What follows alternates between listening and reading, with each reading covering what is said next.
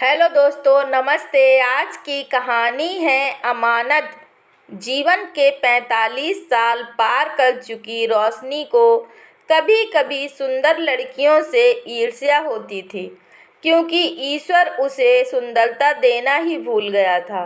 आलीशान बंगला, नौकर चाकर, अपार संपत्ति, बड़ी कंपनी की मालकिन, सब कुछ तो था रोशनी के पास।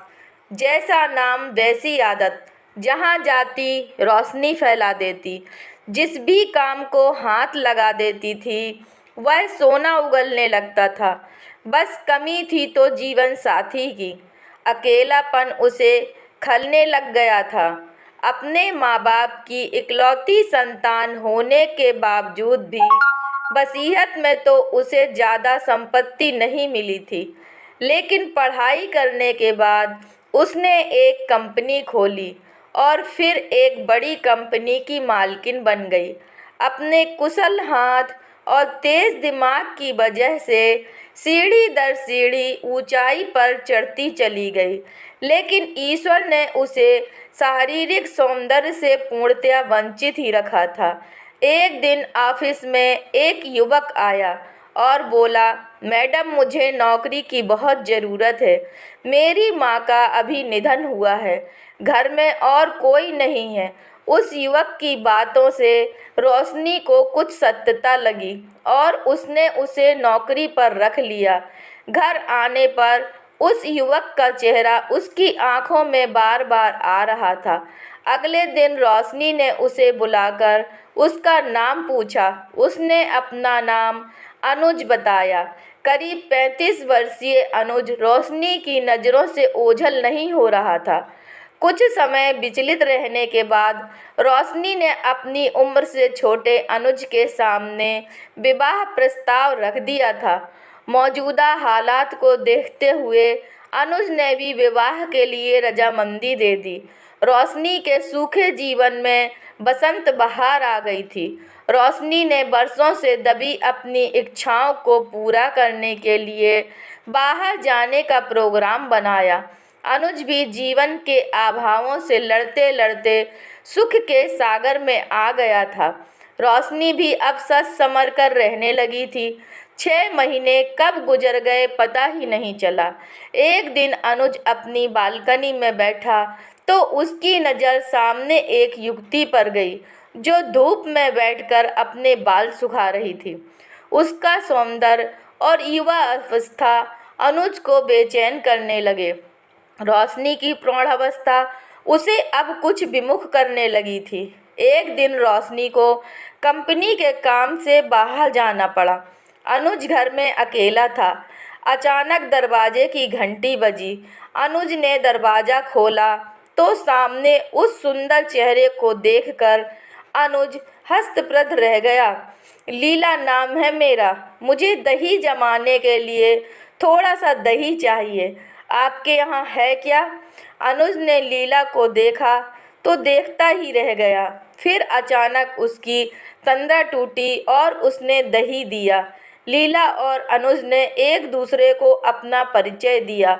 फिर दोनों एक दूसरे से मिलने के बहाने ढूंढने लग गए और दोनों का आकर्षण बढ़ने लगा। दोनों के बीच हंसी ठिठोली होने लग गई। एक दिन अचानक लीला ने अनुज से कहा, तुम मुझे अच्छे लगते हो। तब अनुज ने लीला को बताया कि मैं शादीशुदा हूँ, लेकिन फिर भी दोनों अक्सर मिलने लगे। एक दिन रोशनी कंपनी के काम से बाहर गई थी। लीला मौका देखकर अनुज के पास आ गई थी। अचानक दरवाजे की घंटी बजी। नौकर श्यामू ने दरवाज़ा खोला। सामने रोशनी को खड़े देखकर नौकर ने पूछा, अरे मेम साहब, आप एक दिन पहले ही? हाँ श्यामू, मीटिंग कैंसिल हो गई थी, इसीलिए मैं जल्दी आ गई। श्यामू ने तुरंत रोशनी को लीला के अंदर होने की खबर दी। रोशनी ने नौकर श्यामू को शांत रहने के लिए कहा और तुरंत घर से बाहर चली गई। रोशनी की अनुभवी नज़रें सब समझ चुकी थी, लेकिन वो अनुज से सच्चा प्यार करती थी और अपने प्यार को बदनाम नहीं करना चाहती थी। अगले दिन रोशनी निश्चित समय पर घर आई और उसने अनुज के सामने ऐसा व्यवहार किया जैसे उसे कुछ पता ही नहीं। एक दिन रोशनी और अनुज बैठकर चाय पी रहे थे कि तभी लीला का फ़ोन आया। उसने अनुज से कहा, मेरी तबीयत कुछ सही नहीं है, तुम जल्दी से मेरे घर आ जाओ। तब अनुज के साथ रोशनी भी लीला के घर चली गई। लीला के घर जाकर पता चला कि वह माँ बनने वाली है। यह सुनकर अनुज के चेहरे की रंगत उड़ गई। अनुज के चेहरे को देखकर रोशनी ने उससे पूछा कि तुम इतना क्यों घबरा रहे हो? मुझे सब पता है, तुम परेशान मत हो, मैं कोई उचित हल निकालूंगी। रोशनी की बात सुनकर अनुज हैरानी से उसको देखने लगा। उसकी नज़रें शर्म से झुकी जा रही थी। वह कुछ कह नहीं पा रहा था। सोच रहा था रोशनी को कैसे पता चला। रोशनी उसकी मन की बात को समझ गई। फिर उसने सब बताया कि श्यामू काका ने उन दोनों के बारे में पहले ही बता दिया था। रोशनी की बात सुनकर अनुज के आश्चर्य का ठिकाना नहीं रहा कि सब कुछ जानने के बावजूद भी रोशनी ने कितने संयम से काम लिया। अनुज रोशनी के पैर छूने के लिए झुका, लेकिन रोशनी ने उसे गले से लगा लिया और कहा कि इसमें किसी का कोई दोष नहीं, सब परिस्थितियों का खेल है। फिर लीला को बुलाकर उसने दोनों से कहा, मेरी तुम दोनों से एक गुजारिश है कि तुम इस बच्चे को जन्म दो और उसे मुझे दे दो। अपने प्यार की निशानी मानकर मैं मातृत्व सुख भी महसूस कर लूँगी और जीव हत्या भी नहीं होगी। लेकिन लोग क्या कहेंगे? लीला ने कहा।